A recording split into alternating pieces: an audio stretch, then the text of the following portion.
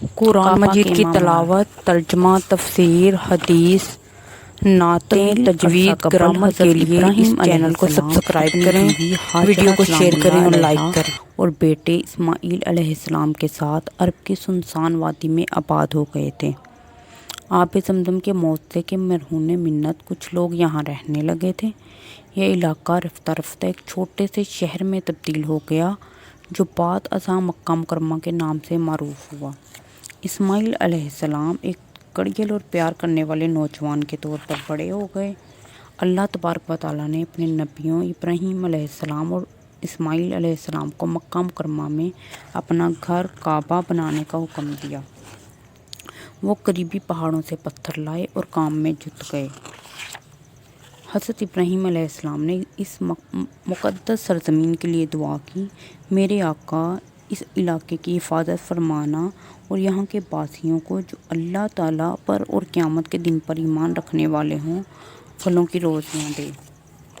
جیسا کہ حضرت ابراہیم علیہ السلام اور حضرت اسماعیل علیہ السلام نے ابتدائی پتھر رکھے جن پر کعبہ کی بنیاد رکھی جانی تھی، تو آپ نے دعا کی، خداوند ہماری یہ حقیر سی کوشش قبول کیجیے، آپ سب کچھ سن رہے ہیں اور دیکھ رہے ہیں۔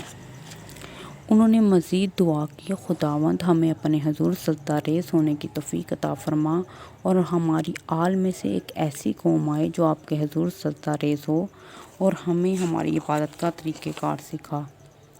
انہوں نے اپنی نسل میں ایک نبی کے پیدا ہونے کی دعا بھی کی جو لوگوں کو علم و دانائی کی باتیں سکھائے اور ان کے ایمان کی اصلاح کرے۔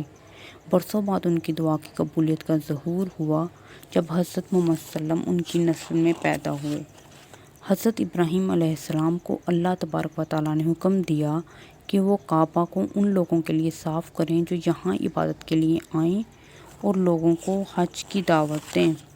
اللہ تبارک و تعالیٰ نے حضرت ابراہیم علیہ السلام سے کہا، تمام لوگوں سے کہو کہ وہ حج کے لیے آئیں، وہ پیدل چل کر اور اونٹوں کی پشت پر سوار ہو کر تمہارے پاس آئیں گے، وہ ہر وادی سے آئیں گے۔ اور اللہ نے یہ تمام مسلمان مرد و خواتین پر فرض کر دیا کہ اگر ان کے معاشی حالات اور صحت اجازت دے تو وہ زندگی میں ایک بار ضرور حج کریں۔ حج اسلام کے 5 ستونوں میں سے ایک ہے۔